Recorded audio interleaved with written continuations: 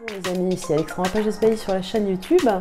Alors aujourd'hui je vais vous parler des femmes perverses narcissiques, comment détecter une perverse narcissique, et je vais donc vous énumérer 20 points, 20 questions que vous devez vous poser, à savoir quels sont les signes qui font que vous êtes avec une perverse narcissique.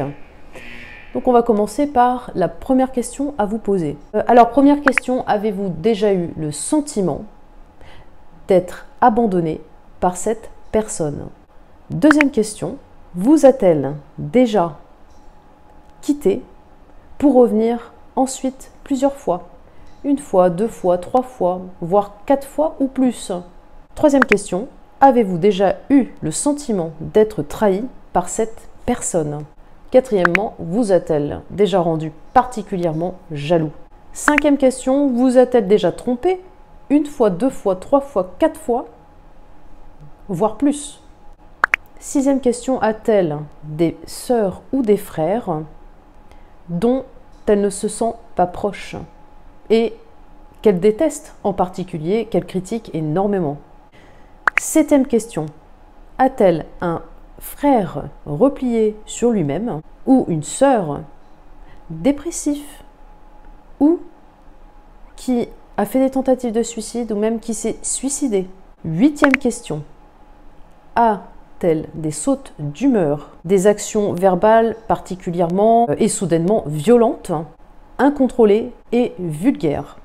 Neuvième question, vous a-t-elle déjà posé un lapin? Arrive-t-elle souvent en retard à ses rendez-vous sans même s'excuser? Dixième question, a-t-elle déjà travaillé dans le domaine de la psychologie? Ou bien a-t-elle travaillé dans une association d'aide aux personnes souffrant de psychopathologie? Onzième question, vous donne-t-elle parfois l'impression d'être froide, distante, pragmatique ou sûre d'elle-même? Douzième question, avez-vous déjà eu l'impression d'avoir des difficultés à établir une communication claire avec elle? Treizième question, ressentez-vous parfois de la culpabilité ou de la frustration? Quatorzièmement, à votre avis, aurait-elle déjà ressenti de l'attirance et ou de la jalousie envers des femmes plus jeunes, voire plus belles qu'elle? Quinzièmement, si vous lui offrez un cadeau, un dîner au restaurant, lui rendez des services, vous a-t-elle déjà dit spontanément merci? Seizième question, vous a-t-elle déjà offert quelque chose de précieux? 17e question, vous a-t-elle dit déjà je t'aime? 18e question, vous a-t-elle déjà humilié et ou dévalorisé? 19e question, vous a-t-elle déjà menti ou dissimulé des choses? 20e question, vous a-t-elle déjà menacé, violenté, maltraité, malmené ou manipulé?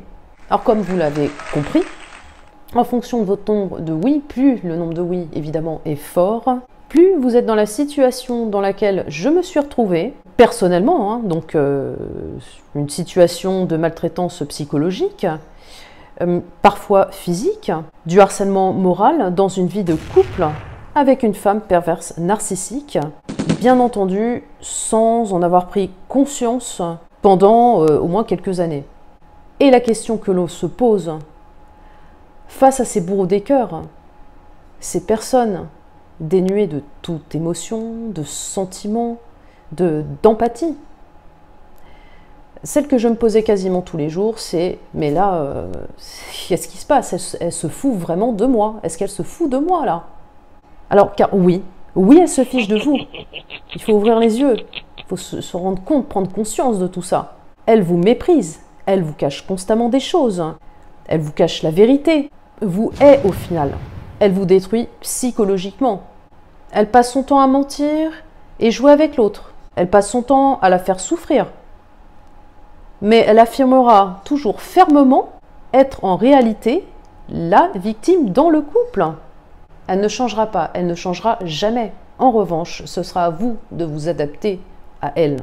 Alors, vous avez affaire à une poupée maléfique, très dangereuse et sans état d'âme.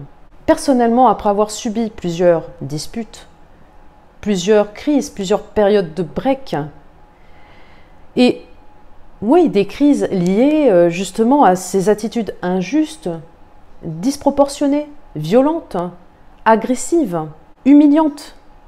J'ai fini par lui demander si en fait elle était consciente de ce qu'elle me faisait subir au quotidien. Et elle m'a répondu très calmement, très froidement, sur le ton de la moquerie même, comme elle adorait faire. Et encore, tu n'as rien vu. Tu n'as rien vu, tu ne sais pas ce dont je suis capable. De toute façon, c'est toi qui induis ces comportements, c'est toi qui induis la violence. Là, c'est la projection sur l'autre, l'effet miroir. Avec le pervers narcissique, on ne fait qu'un. Et c'est à ce moment-là que j'ai pris conscience que ce n'était pas moi, la malade. Non. En fait, c'est elle qui portait la folie, la maladie. Ce n'était pas moi qui portais cette lourde étiquette qu'elle aimait me coller sur le front. L'étiquette d'une personne gravement atteinte psychiatriquement.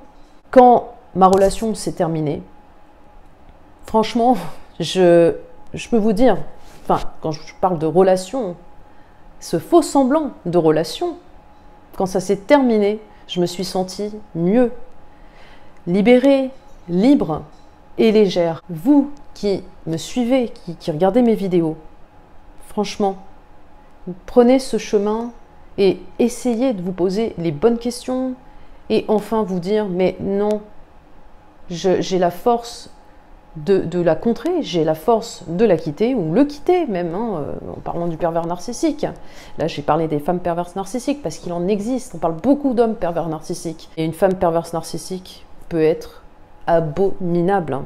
Vous qui êtes victime de femmes perverses narcissiques, ou pervers narcissiques, je vous invite à vous poser les bonnes questions, point par point, y répondre, et prendre conscience que ce que vous vivez n'est pas normal. Je vous embrasse très fort. J'espère que cette vidéo vous aura plu. Je vous dis à très bientôt les amis. C'était Alexandra Pages-Bailly. Bisous les amis.